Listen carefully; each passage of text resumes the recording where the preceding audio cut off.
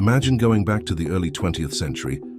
Until then, medicine was a diverse field. There were doctors who treated with herbs, natural therapies, homeopathy and nutrition. However, this scenario changed drastically when the Rockefeller family, one of the richest and most powerful in the United States, decided to invest heavily in the healthcare sector. Not out of altruism, but out of self-interest. John D. Rockefeller had built his empire on oil. And it was precisely from petroleum derivatives that the first synthetic medicines emerged. To transform these products into a global standard, a much larger movement was needed, changing the way medicine was taught. Thus, millions of dollars in funding were directed to medical schools, hospitals and research institutions. But there was one condition.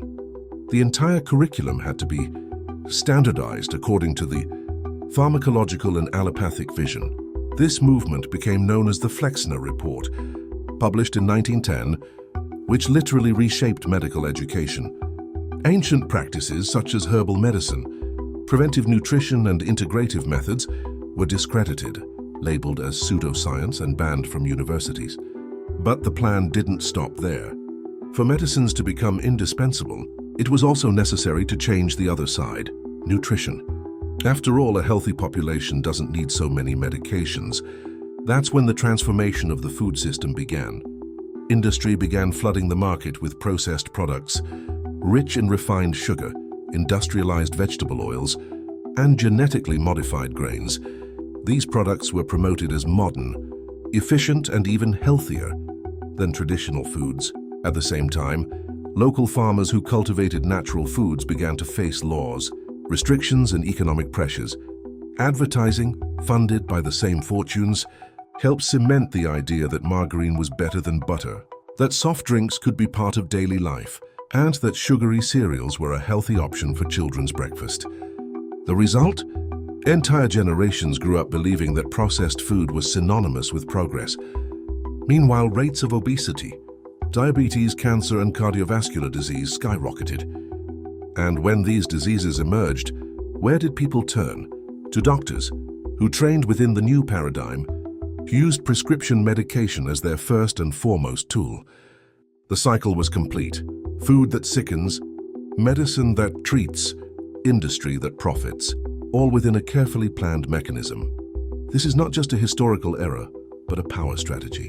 Medicine began to move away from the root of the word cure and increasingly toward a disease management model in which patients are not encouraged to seek autonomy, but rather are constantly dependent on appointments, tests, and medications. Food, which should be the first medicine, was relegated to the background.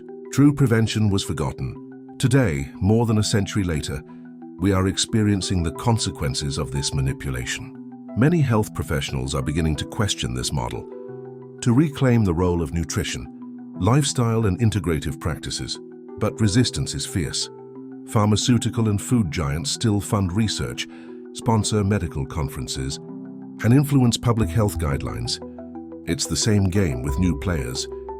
The big reflection we need to make is how much of what we believe about health and nutrition is truly born of science, and how much is shaped by economic interests.